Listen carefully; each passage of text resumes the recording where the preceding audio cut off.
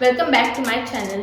पता है, जब भी मुझसे कोई पूछता है कि आखिर हमें पर्टिकुलर जॉब के लिए किस तरीके से अप्लाई करना चाहिए, तो मैं उन्हें एक ही जवाब देती हूँ कि आप लोग लिंक्डइन पे ऐसे पर्सन को सर्च करिए जो कि उस ऑर्गेनाइजेशन में वर्क कर रहा हो, और आप उनसे पूछिए कि क्या वो आपको उस ऑर्गेनाइजेशन में पर्टिकुलर रोल के लिए रेफर कर सकते हैं। आखिर ऐसा क्यों? क्योंकि इसका रीज़न ये होता है कि अगर आप उस ऑर्गेनाइजेशन की साइट पे जाके डायरेक्टली अप्लाई करते हैं तो वो जो प्रोसेस होती है वो थोड़ी सी डिले भी हो सकती है, मगर अगर आप किसी भी रेफरल के थ्रू अप्लाई करवाते हैं तो वो जो प्रोसेस होती है वो थोड़ी सी फास्ट हो जाती है। तो इसीलिए सबसे पहले आप ट्राई करिएगा कि आपको किसी भी रोल के लिए क्या रेफरल मिल पा रहा है, और अगर मिल पा रहा है तो सबसे पहले आपको रेफरल के थ्रू ही अप्लाई करना प्रीफर करना है।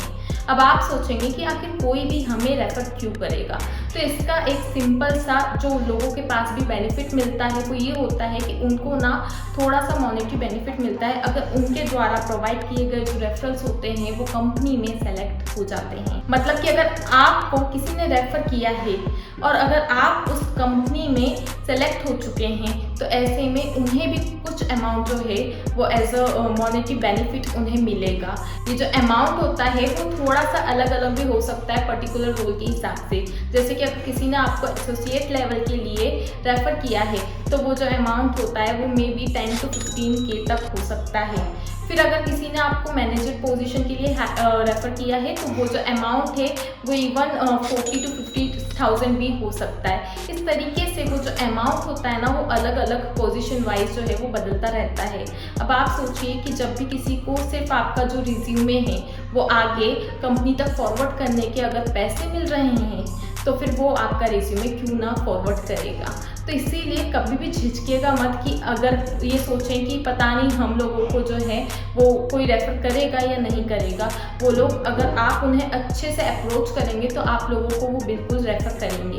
बट ये बात आती घूम फिर के अप्रोच पे, क्योंकि क्या होता है ना कि बहुत सारे जो लोग होते हैं उन्हें पता ही नहीं होता है कि आखिर हम अप्रोच कैसे करें। तो इसीलिए पूरी इस वीडियो को अच्छे से देखिएगा। मैं आपको एक प्रॉपर टेम्पलेट बताऊंगी जिसमें कि मैं आपको पूरा लिख के बताऊंगी कि किस तरीके से आप लोगों को आइंदा अब रेफरेंस के लिए अप्रोच करना है। पहले मैं बता देती हूँ कुछ मिस्टेक्स जो कि आप लोग नॉर्मली करते हो जब भी आप किसी से रेफरल के लिए पूछते हो तब। सबसे पहले जो लोग पूछा करते हैं वो ये पूछा करते हैं कि hi, I am interested in your organisation, so can you please refer my CV to your organisation. अब इसमें गलत क्या है? इसमें गलत ये है कि लोग बता ही नहीं रहे हैं कि वो किस डोमेन में जाना चाहते हैं। लाइक स्टैट्यूटरी ऑडिट हो गया, इंटरनल ऑडिट हो गया, फिनेंस हो गया, अकाउंट्स हो गया, टैक्सेशन हो गया, इतने सारे डोमेन्स हैं। आखिर आपको किस डोमेन के लिए खुद को रेफर करवाना है वो तो बताओ। दूसरी बात हो गई कि लोगों ने अपनी क्वालिफिकेशन ही नहीं बताई। आप इंजीनियर हो, आप CA हो, आप MBA करे हुए हो, आप ग्रेजुएशन करे हुए हो, आखिर आपने किया क्या हुआ है? सामने वाले को कैसे पता आप क्या चाहते हो? कि क्या वो जो आपकी जो पूरी प्रोफाइल है वो पढ़ने बैठे?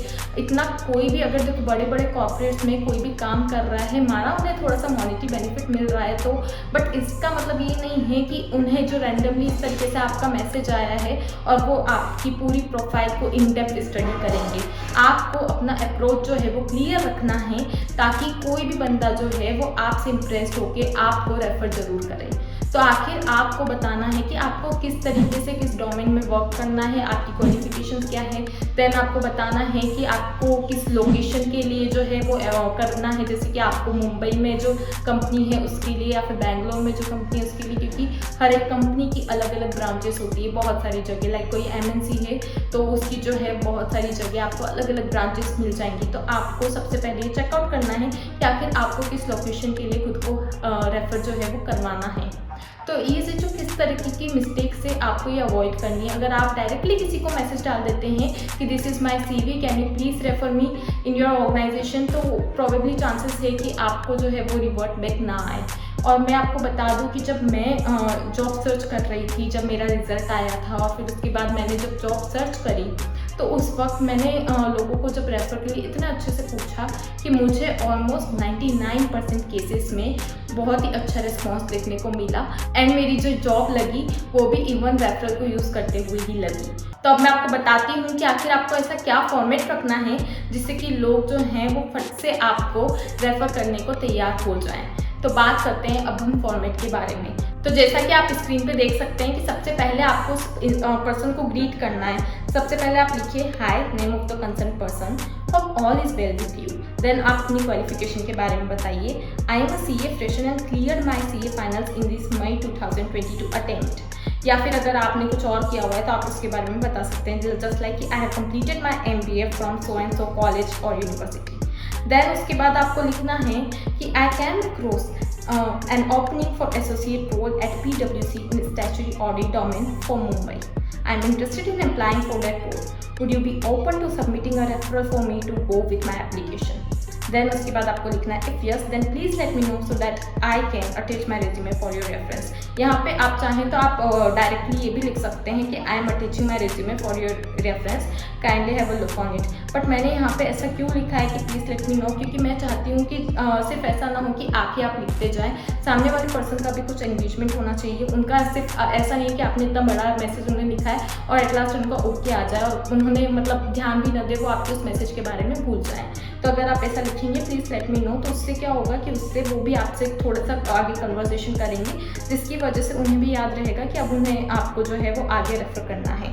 तो आप चाहें तो आप दोनों में से किसी भी तरीके से रिज्यूमे के बारे में लिख सकते हैं। देन उसके बाद आपको अपना मैसेज जो है वो ख़त्म करना है। आपको लिखना है looking forward to hearing from you and then उसके बाद this is the link of job posting. अब आपको क्या करना है, देखो आपने सबसे पहले लिखा था came across an opening for associate role at PwC in statutory audit domain, ठीक है। तो ये सब डिटेल्स आपको कहीं कहाँ से मिली होगी कि लिंक्डइन पे ना बहुत सारी जो कंपनीज होती है वो उनकी जो जॉब है वो पोस्ट करती रहती है।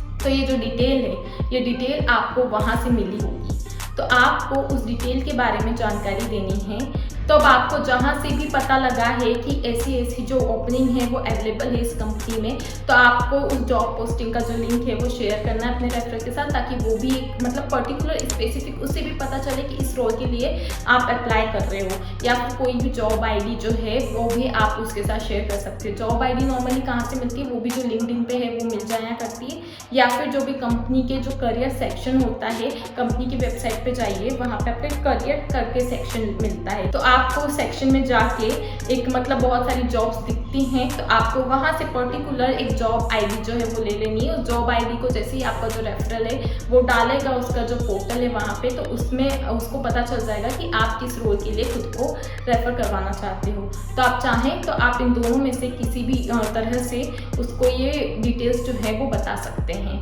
तो ये हो गया कि किस तरीके से आपको जो अपना मैसेज है वो इतने अच्छे से फ्रेम करना है कि सारी डिटेल्स जो हैं वो क्लियर हो जाएं और वो भी एक्साइटेड हो आप कंपनी में आगे रेफर करने के लिए। तो आगे से अगर आप इस अप्रोच के साथ किसी को भी पूछेंगे कि क्या वो आपको रेफर कर पाएगा, तो 99 केसेस में आपको भी रिवर्ट ज़रूर आएगा। तो डेफिनेटली ट्राई करिएगा इस अप्रोच को। और साथ ही अगर आप चाहते हैं कि लिंक्डइन के बारे में कि किस तरीके से आपकी जो प्रोफाइल है वो सब होनी चाहिए, तो उस पर भी मैंने एक वीडियो जो है करी हुई है, उसका जो लिंक है वो मैं डिस्क्रिप्शन बॉक्स में डाल दूँगी, उसे चेक करना ना भूलिएगा। तो उम्मीद है कि वीडियो है आपको पसंद आई होगी। पसंद आई है तो प्लीज़ लाइक ज़रूर करिए, वो चैनल को सब्सक्राइब करके रख लो, क्योंकि आगे बहुत सारी इस तरीके की वीडियोस आने वाली है जिसमें कि मैं आपको बताऊंगी किस तरीके से आपको जो इंटरव्यूज़ वगैरह हैं वो सब टैकल करने हैं, किस तरीके से आपको जॉब वगैरह के लिए अप्रोच करना है। तो जॉब और इंटरव्यू से रिलेटेड सारी बातें हम करने वाले हैं, तो इसीलिए आप लोग प्लीज़ चैनल को सब्सक्राइब करके रख लीजिएगा। मिलते हैं अगली वीडियो में, तब तक के लिए बाय बाय।